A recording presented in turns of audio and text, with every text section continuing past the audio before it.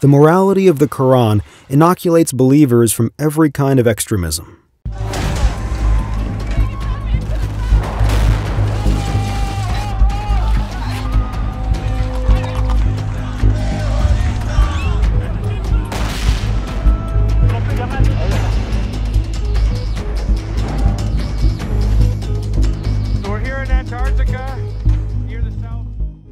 Radicalism is wholly incompatible with the way of life prescribed by God.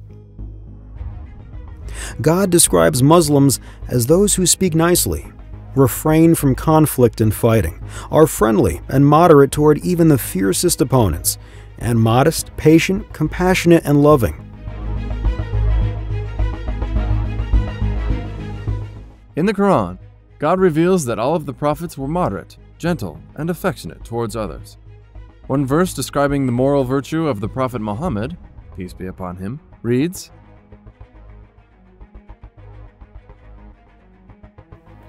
"It is a mercy from God that you were gentle with them. If you had been rough or hard of heart, they would have scattered from around you." Since Muslims are only responsible for announcing the Quran's morality, and since they are prohibited from being bullies or enforcers and are required to be softly spoken to even the cruelest tyrant, they cannot be extremists or radicals. Radicalism espouses and applies the exact opposite of all of these virtues. In addition, Muslims must use exceptionally polite and respectful language in talking to people who do not share their beliefs and ideas and telling them of the moral values of Islam. They never resort to force or threats.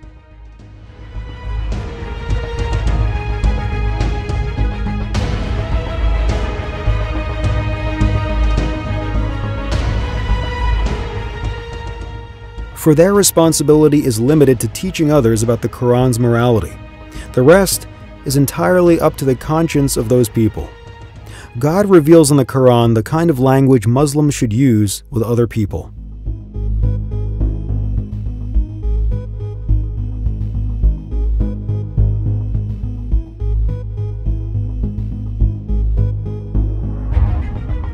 Call to the way of your Lord with wisdom and fair admonition, and argue with them in the kindest way.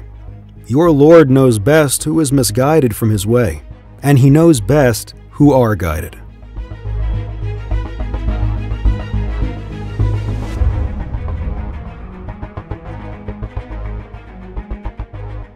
In part 2 of our documentary, A Call for Unity, we shall be looking at the common beliefs and values of the three faiths and the kind of intellectual struggle that members of these three faiths need to wage against atheistic philosophies.